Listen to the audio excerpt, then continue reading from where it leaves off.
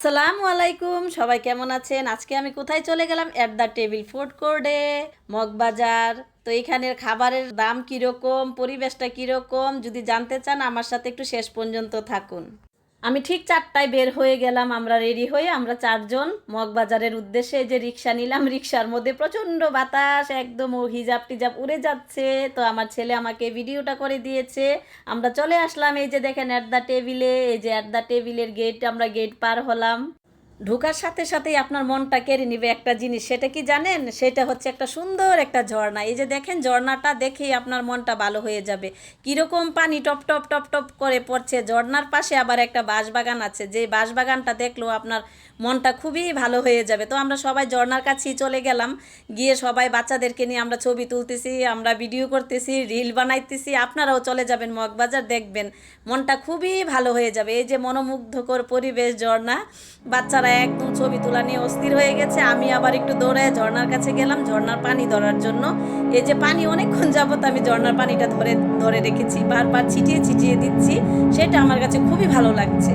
আমার শাশুড়ি আম্মাকে নিয়ে আমি ছবি তুলতেছি, আর মাকে বলতেছি, মা আপনিও পানিটা ধরুন, আপনারও ভালো লাগবে। মা বলতেছে, না আমাকে ধরতে হবে না। তারপরও আমি বারবার বলছি যে না, আপনিও পানিটা ধরুন। তো দুইজনে মিলে একটু পানি ধরলাম, খুব সুন্দরভাবে সময় কাটালাম। এট দ্য টেবিলের বাহিরের অংশটা আপনাদেরকে একটু দেখানোর চেষ্টা করছি। দেখেন পরিবেশটা কত সুন্দর, কত মনোমুগ্ধকর পরিবেশ। আর আমি আমার শাশুড়ির হাত ধরে, আমার বাচ্চাদের হাত ধরে হাঁটতে আমি খুবই পছন্দ করি। আমি যেখানে যাই আমি ওনার হাতটা শক্ত করে ধরে রাখি, উনিও আমার হাতটা ধরে রাখে, বাচ্চারাও হাত ধরে রাখে আমার খুবই ভালো লাগে ওদের হাত ধরে হাঁটতে। এই যে আমরা ছোট ছোট রিলস বানালাম কিছু, মাকে বলছি মা হাই দেন। মা বলে যে হাই দিতে হবে না, সবাই তো এমনি আমাকে দেখছে। তারপর আমি একটা ছোট্ট একটা রিল বানালাম, রিলের অংশটাও একটু দিয়ে দিলাম। আমার মতো মনে হয় প্রত্যেকটা মানুষেরই ফ্যামিলির সাথে ঘুরতে এবং সময় দিতে খুবই ভালো লাগে, যেটা আমার ভালো লাগে, সবাইকে নিয়ে ঘুরতে, সবার হাত ধরে হাঁটতে। এই যে আমার মেয়েটার হাত ধরে আমি হাঁটতেছি, খুবই ভালো লাগছে ওর হাতটা ধরে হাঁটতে। আর ওরা শুধু বারবার বলে হাসো না কেন, হাসো না কেন। এত হাসি, তারপরেও ওদের মনে হয় যে আমি হাসি না।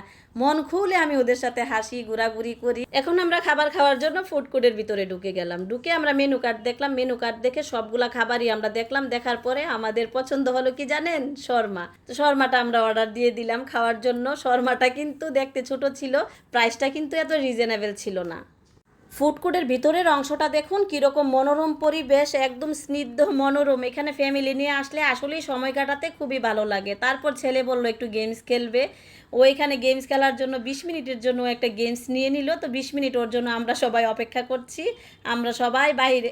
তো এখানে যারা বাচ্চাদেরকে নিয়ে আসবেন তাদের কোনো টেনশন থাকবে না, কারণ এখানে বাচ্চাদের খেলার মতো অনেক জায়গা আছে, অনেক স্পেস আছে এবং খুবই ভালো সেই জায়গাটা, পরিবেশটাও ভালো। তো আমার ছেলে একটু গেমস খেলছে 20 মিনিটের জন্য, ওকে আমি একটা গাড়ির গেমস নিয়ে দিয়েছি খেলার জন্য।